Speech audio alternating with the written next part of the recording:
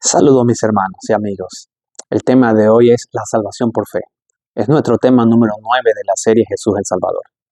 Ocurría el año 57 después de Jesucristo. Pablo está en la ciudad de Corintio y él desea saludar a los hermanos que están en Roma y entonces envía una carta que él escribe desde Corintio. Estamos hablando de su tercer viaje misionero. Y desde allí envía la carta por medio de la diaconisa Febe a los hermanos. En los primeros versículos, Pablo hace una introducción y lo que hace Pablo es saludar a los hermanos y expresar el deseo de que él quiere ir pronto a verlos y estar con ellos personalmente. De hecho, Pablo llega a Roma. Y entonces, la introducción que quiere hacer Pablo es el por qué él no se avergüenza del Evangelio.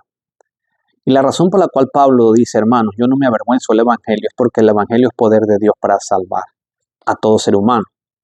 Y ahí entonces él comienza la exposición a partir del verso número 16 de la teología de la salvación por la fe.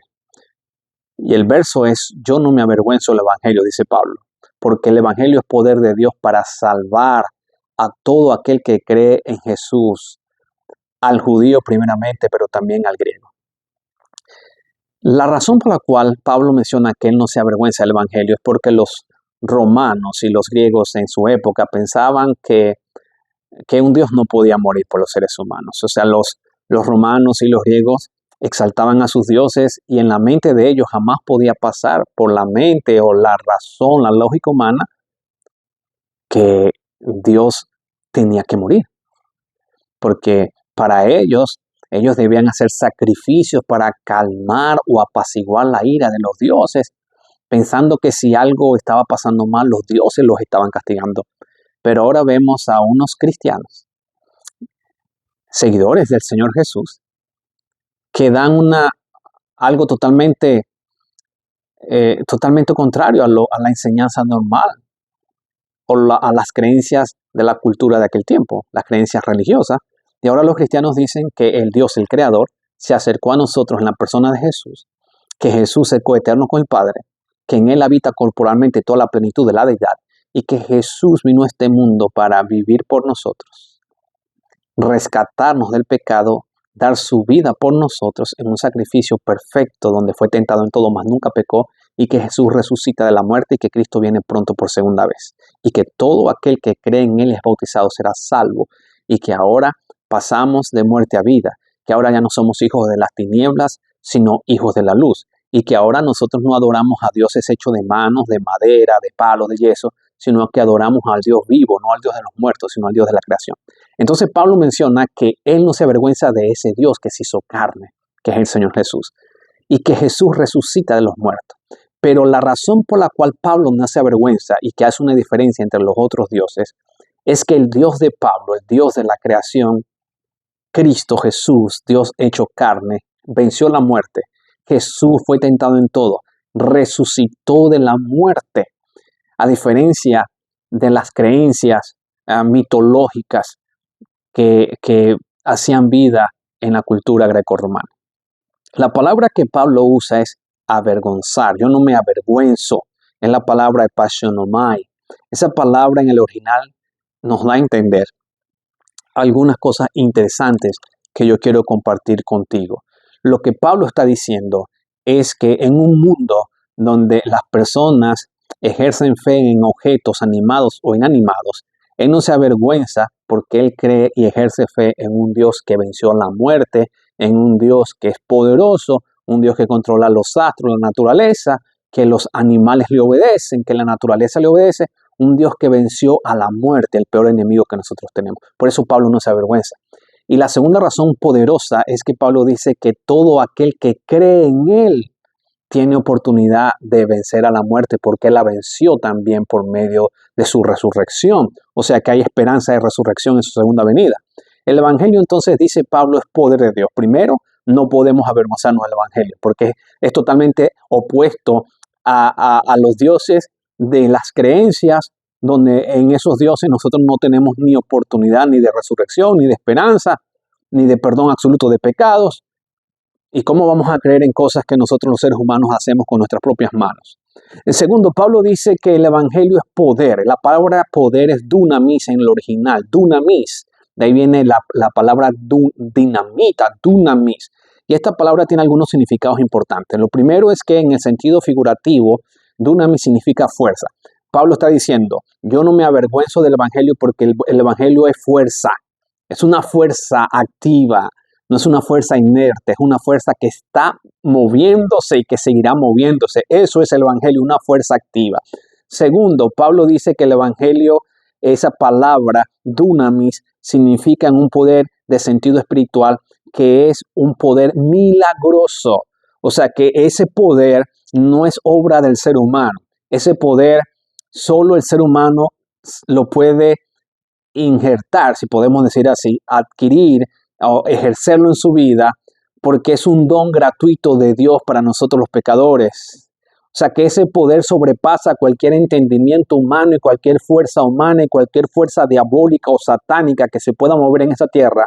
El poder del evangelio de Cristo está por encima de la potestad de las tinieblas y es superior a cualquier creencia o cualquier poder o cualquier acción militar que el ser humano puede inventarse o que pueda ejercer. El poder de Cristo está por encima de la lógica, por encima del poder humano, y ese poder está en el cristiano que ejerce fe en Jesús.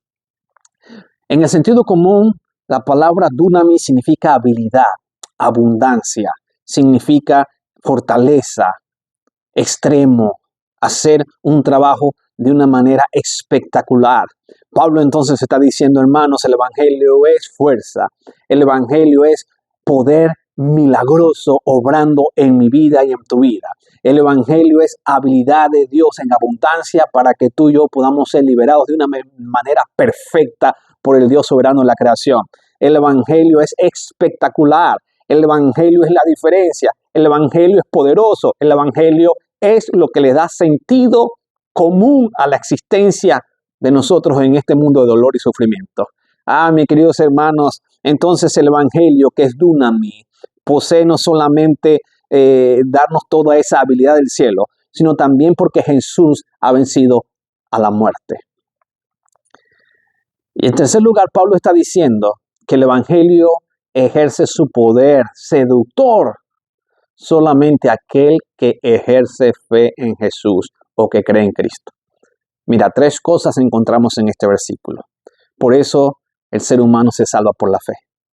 Número uno, no hay ningún punto en que tú y yo podemos o debemos avergonzarnos del evangelio porque está por encima de las creencias religiosas de los inventos humanos. Dos, es una fuerza que actúa en nosotros a través del poder milagroso de Dios, obrando en nosotros a través de esa fe, de esa creencia en Jesucristo, donde nos habilita de una manera espectacular, extraordinaria, como un gran explosivo obrando en nosotros, para que nosotros entonces podamos ejercer una fe viva. Pablo dice que ese poder está solamente a la mano de aquellos que permiten que su seducción, la seducción de ese poder, del amor de Dios obrando en nuestra vida, de ese poder grande, milagroso de Dios, de esa fuerza que no tiene nada que ver con las cosas de este mundo, sino que viene del cielo, dado a los hombres por medio de Jesús, solamente puede beneficiar a los que creen en Jesucristo. Por lo tanto, mis queridos hermanos y amigos, yo quiero compartir contigo lo que dice Romanos 10:9, porque si confiesas con tu boca que Jesús es el Señor y crees con todo tu corazón que Dios lo levantó de los muertos, tú serás salvo. Para Pablo, la salvación se ejerce por fe, y todo aquel que cree en Cristo, que ejerce fe en Cristo y que se deja seducir por ese evangelio, por ese poder seductor, por esa dinamita de Dios obrando en el corazón y en la conciencia del ser humano, será salvo. ¿Salvo de qué? Salvo de la ira de la muerte, salvo de la condenación eterna. Por eso Juan 6:37, este es el llamado que Jesús está haciendo. Mira, todo lo que el Padre me da, dice Jesucristo, todo lo que el Padre me da, vendrá a mí, y al que a mí viene, yo no lo echo fuera. Amigo, amiga, hoy tienes la gran oportunidad de venir a Jesús tal como estás. En este momento, si te sientes mal, herido, te sientes que estás luchando con la tentación, no te veas a ti mismo. No veas tus errores. Levanta tu vista al cielo donde Jesús en el santuario celestial está intercediendo por ti. Ejerce la confianza y la fe en sus méritos de salvación. Habla con Dios, cuéntale tu problema, cuéntale todo. Que Dios te escuche y tiene misericordia de ti. La sangre preciosa de Cristo reprende todo pecado, toda inmundicia, toda potestad de las tinieblas, y Jesús enviará ángeles poderosos en rescate de tu alma. Y cuando venga Cristo a buscarte, te va a reclamar completamente y enteramente como suyo, porque tú en esta vida te has humillado delante de Dios, has reconocido la necesidad de tu Salvador, que se llama Cristo Jesús, y has tomado la decisión de seguir a Jesús como tu Dios y Salvador y dejar toda idolatría y toda cosa en este mundo. Que el Señor te bendiga. No te avergüences del Evangelio, porque el Evangelio es poder. Poder para salvarte. Poder para darle vida a todo aquel que ejerce fe en Cristo. Y el poder seductor grande de esa única fuerza celestial, poderosa, que no está inerte, que es una fuerza activa, moviéndose en tu corazón y en tu conciencia, porque es una vida. La vida es Dios. No es una fuerza que tú la encuentras en el panteísmo, en la propia naturaleza, como dicen los panteístas. No es una fuerza que tú la encuentras a través de los medios espiritistas. No es una fuerza que tú la encuentras a través de las cosas de este mundo, sino solamente en Jesucristo. Que el Señor te bendiga.